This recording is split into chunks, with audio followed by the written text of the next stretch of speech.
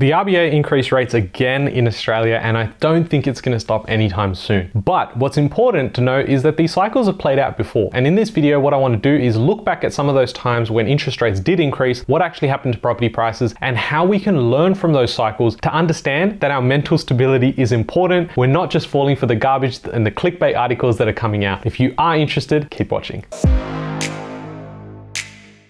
Hey guys, my name is Ravi and welcome back to Personal Finance with Ravi Sharma. If you're new here, smash that subscribe button because I talk about real estate, cryptocurrency, and financial freedom. Now, it doesn't take a genius to know that inflation's running hot around the world. In Australia, we're increasing rates and it's about to get a lot worse. And with this understanding, or the common understanding that most people have right now, the media is having a frenzy out there. The headline articles that are coming out are suggesting the property market's gonna crash yet again. And the same commentators that came out back then in the last couple of years who were wrong ultimately are coming out again and saying, well, no, it is going to crash, yet have no exposure to the market and don't actually do this on a daily basis. They sit behind a computer screen and say, well, I think this is what the market's going to do, but let's say it's going to be a lot more dramatic than that, and suddenly I've got more views on my article. So this video is really about testing your own mindset to have some critical thinking. In the period of 9 years of investing, I've actually survived apparently 6 to 7 30% market crashes in Australian property. Like, it's pretty crazy. The fact that I've still got my hair, I've got a portfolio that's actually grown during this time, but I've actually gone through like 6 of these crashes. And it's crazy because interest rates at one point were at 7 to 8%.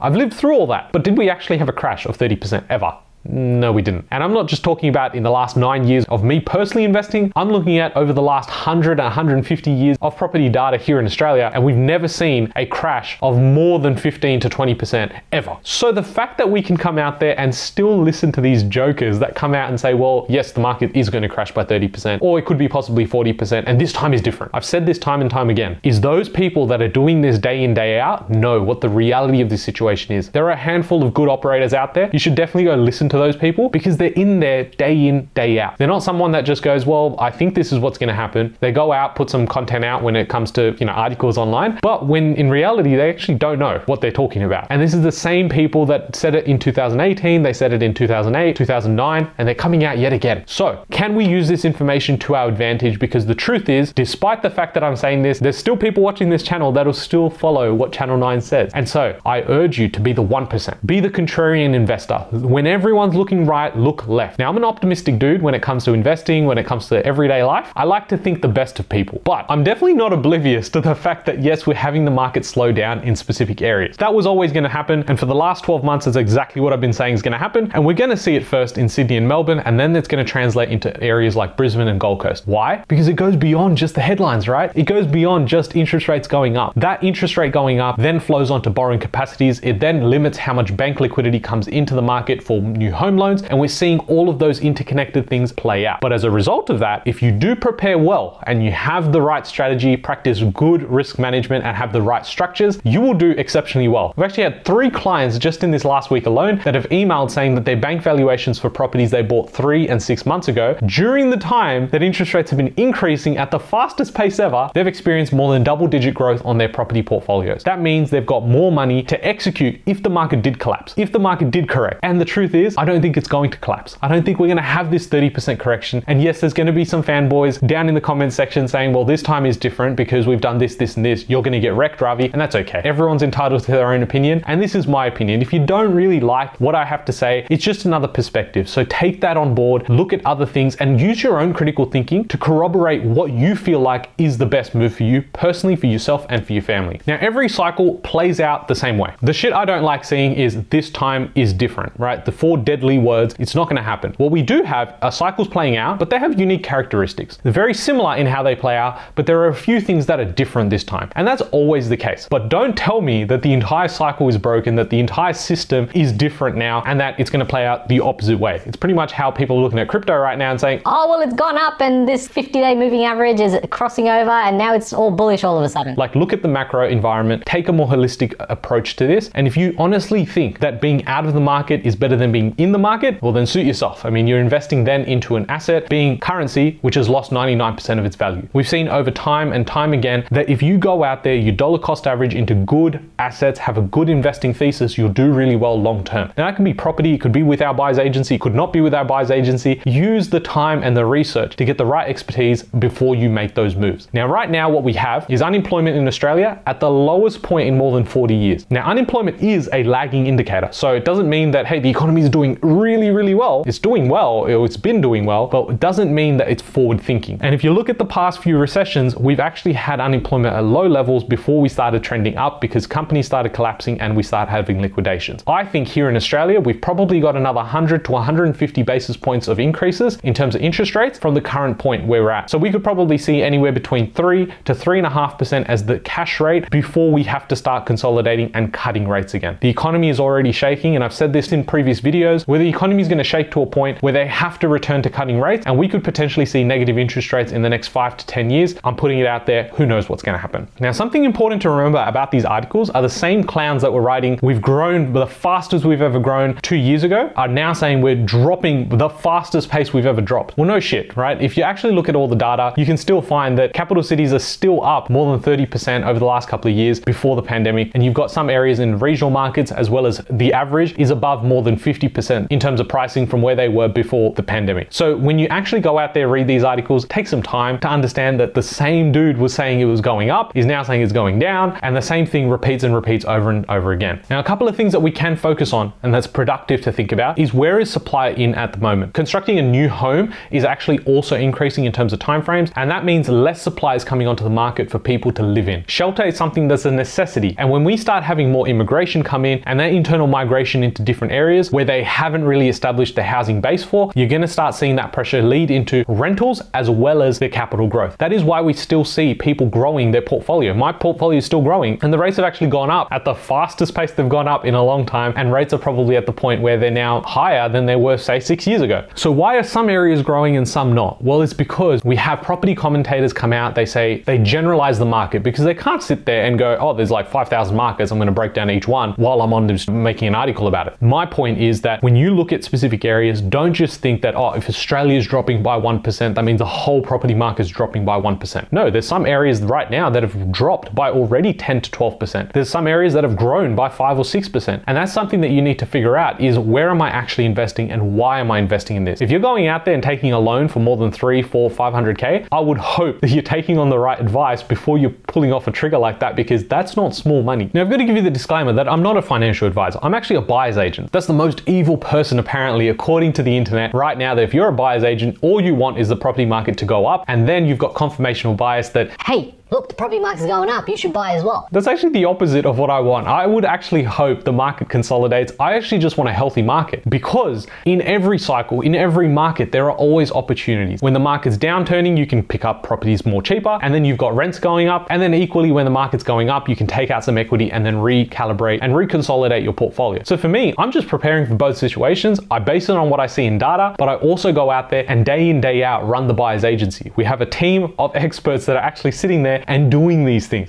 talking to agents and property managers. So we have a really holistic point of view when it comes to the market currently and where we're thinking it's going around the corner. So when I read 30% crashes or market collapsing, what this causes is fear for everyday people. It causes fear for yourself when you're reading those, and that is what pisses me off, is that there's no duty of care. There are people out there seriously struggling. Some people that went and purchased properties that have taken on a debt of like $1 million and now are struggling at work, but they've gone, oh shit, like I was told that the market was going to continue pumping up. Now the market's declining and they're saying it's going to decline even further. What happens if it goes down by 30%? I'm going to be down 300K on $1 million mortgage. And that then causes stress, and those people then have that flow on to other parts of their life. Unfortunately, we can't control certain things and everyone's got an opinion, but I want you to actually go out there, question it for yourself. Figure out what's important for you. If you honestly feel like the market is too volatile for you, then you're probably best not to invest. Now, if we look back at previous cycles where we've had rates increase, we've also had downturns in the market when it came to APRA coming in. You also had the GFC in the US. What did the market actually do? And this graph explains it perfectly, where you can see that we actually haven't had a 30% correction ever. Now, some suburbs definitely did correct by 20 or 30%, but overall, if you invested in the right areas and you had the right expertise around you, you did fairly well during these times. Even if the market dropped by 20% and your portfolio actually stayed stable, you were getting further ahead in that market. In a market like now, where we have rates increasing, you have supply crunches, you have a rental crisis, your cash flow is constantly increasing. Once the rates start cutting, you're going to maintain that cash flow, allows you to be in a better position, and that's going to flow on to the investor market that are going to go start seeking for that yield. And we start the next leg up in this cycle. You've always got to prepare for the worst, but also have an idea of what realistically could happen in this market. I conservatively look at my numbers, and every year I have a nice surprise, and that's the same thing we do for clients as well. If you are interested in the help, there's a link in the description below to actually go and send me an email. We can definitely have a chat around a discovery call, look at what services we can offer, and see if we can bring you some value as well. If you have enjoyed this video, smash that like button, subscribe, and share it with someone that is worried about the market now and probably should just chill the F out. Thank you so much for watching. I'll catch you guys in the next one. Thanks, guys.